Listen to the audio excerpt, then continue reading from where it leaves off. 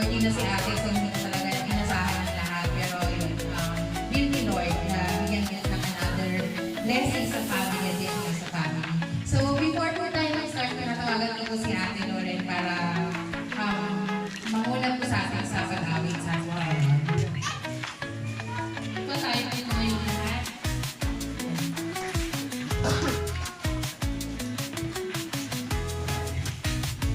Sana hindi ako umiyak sa Okay, kasi naman tayo. Oo nga, pero gusto ko kasi ako naging masyado ko emotional ngayon. Kasi it's hormones na build eh. Sige po. Kasi, siyempre, inaalala natin, hindi lang sa akin, goodness ng Panginoon sa buong 40 years at may panibagong pagbibigay ng blessings sa buhay ko namin, sa asawa namin. Kaya gusto ko pong ibalik sa Panginoon through, yung hard ko natin, through worship, through praise sa paating Panginoon. Malamig po yung awaiting goodness of God, sabayan niyo po ako. Kasi hindi na po ganun kaganda po yung boses ko.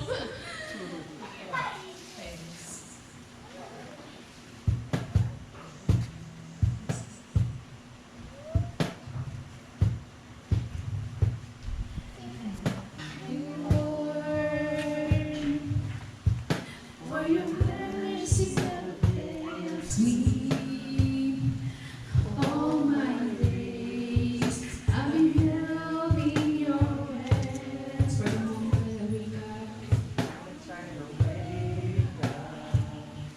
until I lay my head. Oh, I will sing of the goodness of God. 'Cause all my life you have been faithful. Meron daw, kanina sabi na Lauren, mag-share daw ako tungkol sa family. Kaya may sila po ito, huwag po kayo manala. Hindi daw po sa atin ngayon. Sabi po na, aklat ng mga Psalms 127, ganito po nakasulat. Ako po ay personally kinikilala ko ang kabubuyan ng Diyos sa buhay nila Jason and Lauren sa family ko nila. Ang Diyos kumikilos sa buhay natin. Tingin ko ba, minsan hindi lang natin napapansin, minsan na carry over lang tayo, minsan ng mga emotion natin, yung mga damdamin natin kapag may mga pinagdadaan tayo. Pero kahit kailan, sabi nga ng footprints in the sun, kapag hindi mo na raw kaya, pinapas ka lang natin. Ganun si Lord. Kaya salamat kay Lord dahil kasi hindi ko makalimutan bago yung baby na yun meron din pinagdaanan ng isa si Lauren, di ba? Kaya kaya natunan ko lang ako ng September na may baby siya kasi akala ko nga parang ano na siya, ano talaga? Ayaw na eh. Talagang pagparas.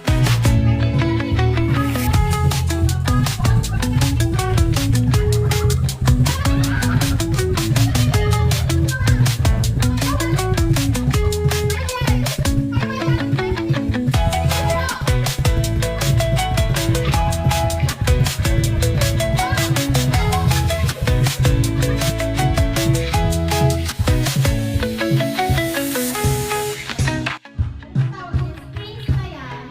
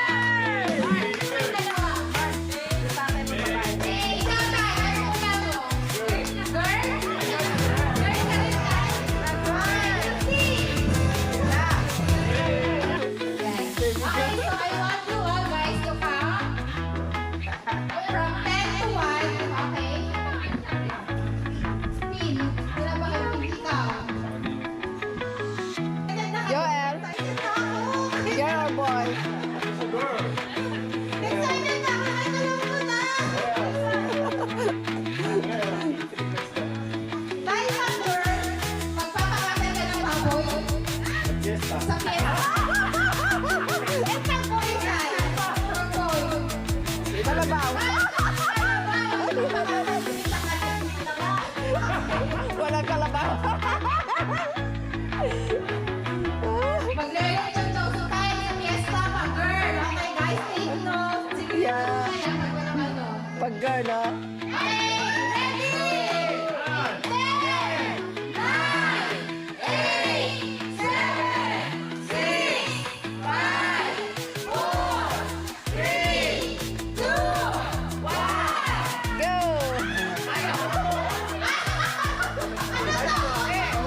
Okay,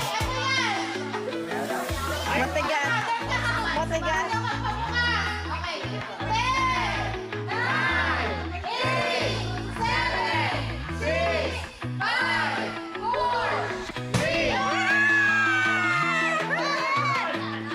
It's a prank! It's a prank! It's a prank!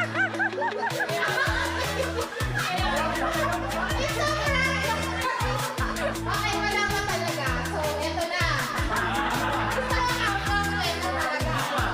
Okay. At kambal ko yung mama natin. Kaya ka, no? Medyo siguro nasa 20% lang yung possibility na magkaroon kami ng kambal na uli. Kasi second female generation yata siya nangyayari. So, Who knows? so ang mangyayari, kambal ko and ito. Oh, okay. So sila yung second Sila ang generation. magkakakambal. Oh, may pag-asa pa rin tayo pala. Okay! Countdown! Ito na talaga, hindi na to prank! 10, 9, 8, 7, 6, 5, 4, 3, 2, 1! Ayaw!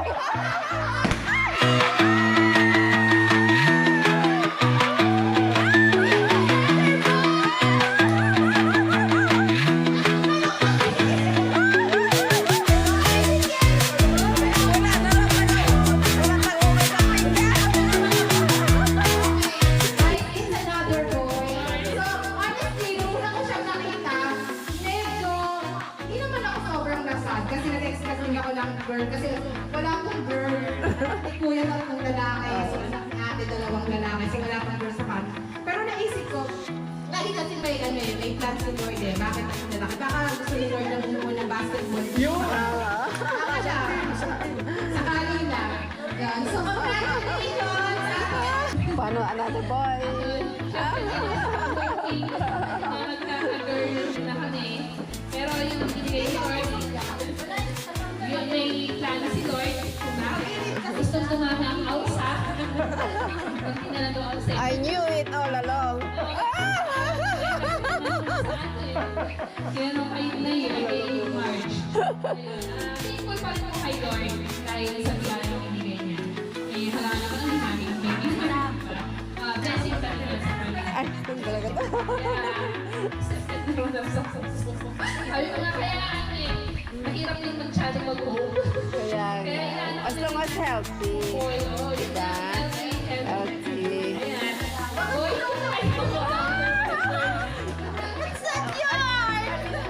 Baby mo yun! Hindi, sabi niya kasi pag girl daw, gagawin niya talaga. Kasi nga nila siya yung baby ko.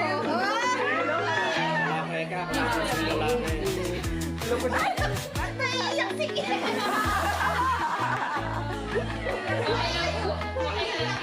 Pagay ka lang bebe. baby. Boy or girl? Okay. Boy. Ah, gusto lang pala yun. Kasi pagka daw girls, gagawin niya tagahugas ng pinggan, hindi na siya tagahugas ng pinggan. Ano na siya? Hindi na siya bunso. Ano na siya? Biko. Yun po. Ikaw ba? Jason! Halika na. Masaya ka ba?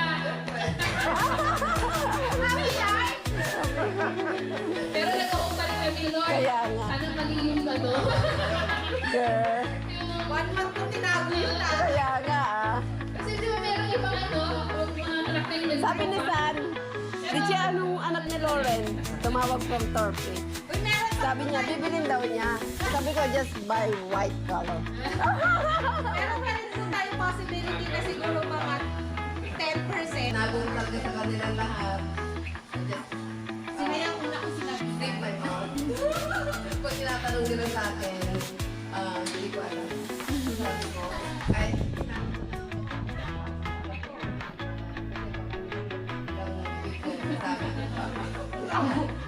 so, yun na nga. Pero masaya rin naman yun eh. But still, yun talaga inihok namin. Kaya talaga ang bilis. Pero, thank God, at happy pa rin kami, baby.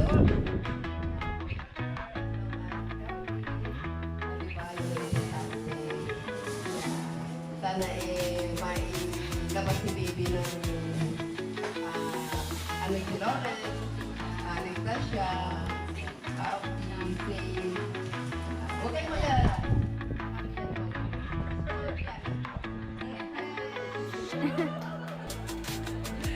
Isa lang lagi ito babae, kapag walang dalawa. Kami dalawa kami. Sige, thank you. Maraming Yay! sa inyo. Pamangkin, salamat. Thank you din sa mga pupunta po. Kahit late na po, kasi dahil tayo nag-effort, nagaling sa Manila. Salamat, tita. Tita. Punta dito. And tapos sa mga pinsan ko po. And maging sa church meet ko po, sa relatives ko ng Quezon, mga pinsan. Salamat po.